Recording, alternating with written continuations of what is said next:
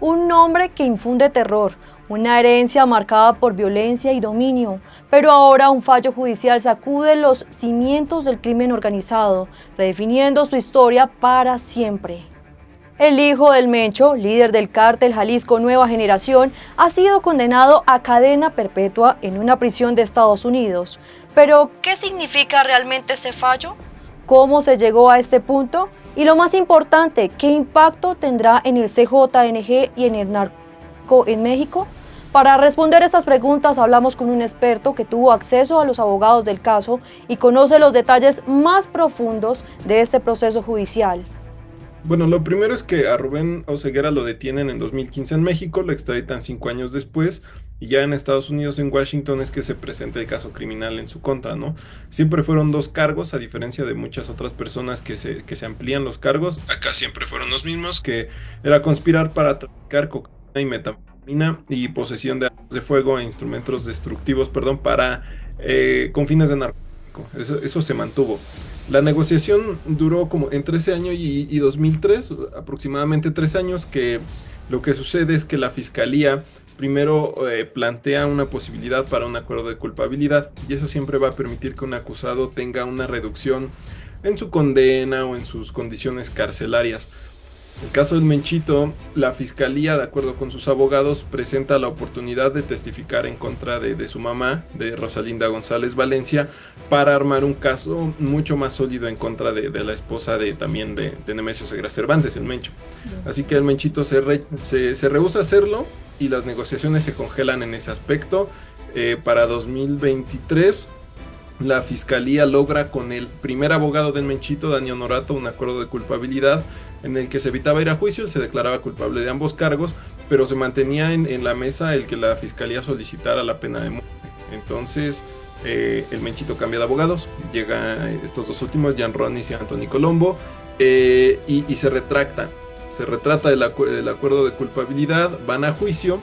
Y entonces ya después del juicio que es encontrado culpable, la fiscalía ya va con todo, ¿no? Y es la que solicita la pena de cadena perpetua 2 veces, o sea, la pena de cadena perpetua por el primer cargo y otra pena de prisión de por vida por el segundo cargo.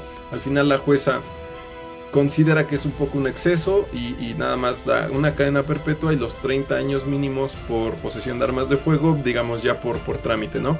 Los 12,000 millones de dólares en multa también lo solicita la fiscalía, haciendo un cálculo por la cantidad de toneladas que habría traficado, de acuerdo con los testigos del propio gobierno estadounidense.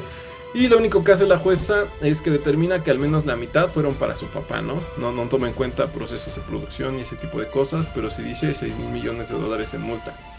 Anotar ahí que se trata de un proceso meramente cosmético, ninguna representante paga esas cantidades que se les ponen de multa, pero sí es un mensaje al menos de la fiscalía, ¿no? Ese fue el proceso y ahora lo que continúa es que la defensa del Menchito ha presentado una noticia de apelación porque va a apelar a la sentencia ante una corte de apelaciones y ese proceso será también largo, pero normalmente no rinde frutos.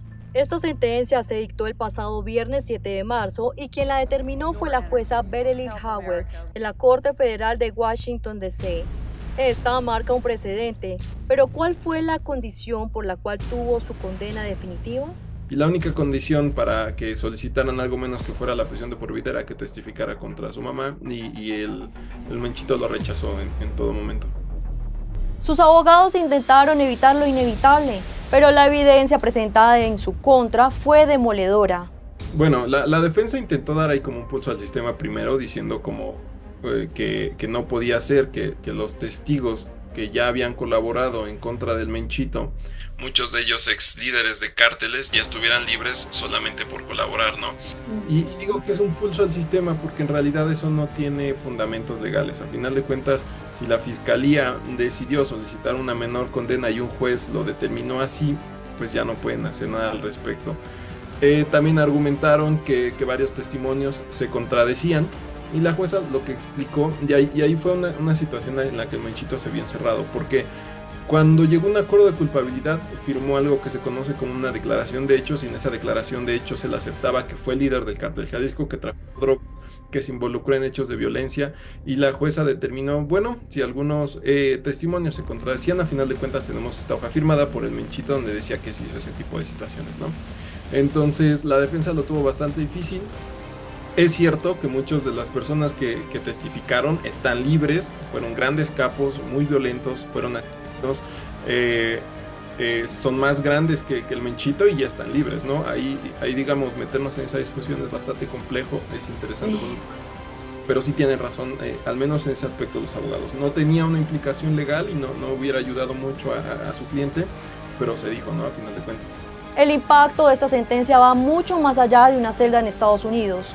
Estamos hablando de un golpe a la cúpula del cártel Jalisco Nueva Generación, pero ¿realmente debilita al grupo o solo es una victoria simbólica? La estructura del cártel Jalisco es muy similar a la estructura militar, pensando que iniciaron como los matacetas y tienen como una estructura hiperviolenta en la que, como otros cárteles, también es difícil que la caída de uno o varios de sus líderes afecte, ¿no? Siempre va a surgir otro líder y van a poner a otras personas ahí enfrente de la organización criminal.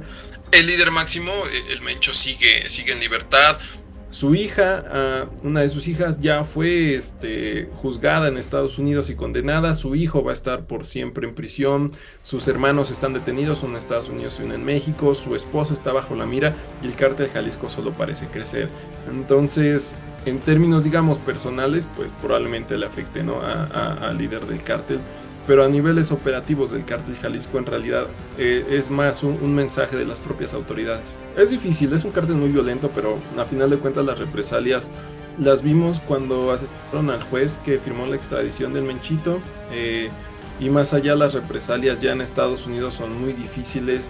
Cuando un sicario o un cártel agrede a alguna autoridad estadounidense, están firmando prácticamente ahí una sentencia de por vida, porque cuando Estados Unidos pone la mira ahí en una persona, aunque fuera en México, normalmente consiguen su arresto, su extradición, y les cae todo el peso de la ley encima, ¿no? Entonces, a lo mejor pudiéramos ver ahí algunos actos mínimos de violencia que de todos modos han existido, porque sigue la pelea de plazas con otros cárteles, pero mucho más allá, ¿no? Es un tema muy formal allá en Estados Unidos y que en general los cárteles no han demostrado tener mayores agresiones, incluso cuando hemos visto a otros líderes de cárteles formalmente colaborar con las autoridades. Pero esta historia comenzó mucho antes. En 2020, México aprobó su extradición a Estados Unidos, una decisión que generó polémica y que selló su destino. Por definición, hay una solicitud de extradición de Estados Unidos y ya digamos que ahí México también tiene la obligación bajo el Tratado Internacional de Extradición a responder, y más si Estados Unidos está presentando evidencia, ¿no? Y Estados Unidos y México tenían bastante información sobre el Menchito, así que hay que recordar que el Menchito es detenido días después de que derriban un helicóptero de la Sedena en México y se vuelve un hecho muy importante en términos de seguridad para nuestro país, así que lo arrestan. Su extradición tardó 5 años, pero se logró. Normalmente lo que detiene más una extradición no es si el gobierno mexicano accede o no, sino la batalla legal que emprenden los propios acusados, los narcotraficantes y sus abogados para impedir la extradición, ¿no? Ya fuera por algún defecto en su arresto, alguna violación al debido proceso, logran detener o retrasar estas extradiciones. Y Estados Unidos siempre está con el dedo en la llaga, ¿no? Lo vimos con el ex embajador en México, Ken Salazar, presionando con los Zetas, presionando con Rafael Caro Quintero. Y el Menchito no fue tanto tiempo, fueron 5 años, y era así de que el gobierno estadounidense estaba presentando evidencia y la Fiscalía General de la República batallando para conseguir su extradición, que debió ser aprobada por un juez y después también dado el visto bueno por la Cancillería mexicana y la Fiscalía. Ahora que su destino parece sellado, ¿existe alguna puerta abierta para el Menchito? Es muy difícil, ya a estas alturas es sumamente difícil. Siempre es posible, pero sería muy poco práctico, muy al estilo de una telenovela, tomando en cuenta que el seguro va a ir a una prisión de alta o de super máxima seguridad, y ya demostrando que él no quiere colaborar con las autoridades, ¿no? La única forma en la que podría reducir su condena es colaborando con las autoridades, porque tiene 30 años además de la sentencia de por vida, ¿no? Sí. Ahí es mucho más difícil.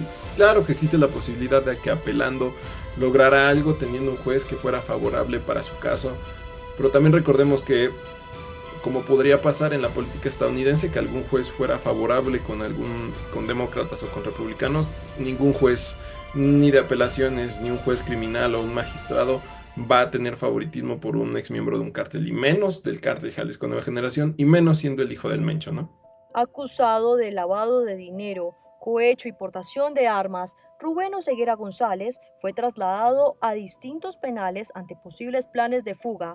En 2020, México aprobó su extradición a Estados Unidos, donde enfrentó un juicio en Washington, D.C., con testigos clave en su contra. El 20 de septiembre de 2024 fue declarado culpable. 2025 marca su hito, sentenciado a cadena perpetua y trasladado a una prisión en Filadelfia. Sí, él estaba en una prisión, lo que llaman pre-trial, que es como previa a juicio para personas que han sido condenadas en Virginia, en Estados Unidos, que son prisiones que no tienen las condiciones de seguridad para albergar a alguien como el Menchito, ¿no? Lo trasladan ya a una prisión federal en Filadelfia, Pensilvania, pero es una prisión donde va a estar de traslado, ¿no? En lo que se determina cuál va a ser la prisión donde va a cumplir con su sentencia. Pasó, por ejemplo, con el exsecretario de Seguridad Pública de México, con Genaro García Luna, vinculado al cártel de Sinaloa. Estuvo durante su juicio en el Centro Metropolitano de Detención en Brooklyn, Nueva York. Antes de ser enviado a la última prisión, estuvo en otra prisión de traslado o de transferencia, y ya después ahora está en Virginia, si no me equivoco. Y será ahora ver lo mismo que es lo que va a suceder con el Menchito, ¿no? Su defensa también ha compartido con nosotros que eventualmente va a ser trasladado a otra prisión con mucha más seguridad. De heredero del CJNG a una celda sin retorno. La historia del Menchito es un recordatorio de que tarde o temprano la justicia alcanza a quienes desafían la ley. Pero ¿esto cambia el panorama del crimen organizado o solo es un capítulo más en la interminable guerra contra el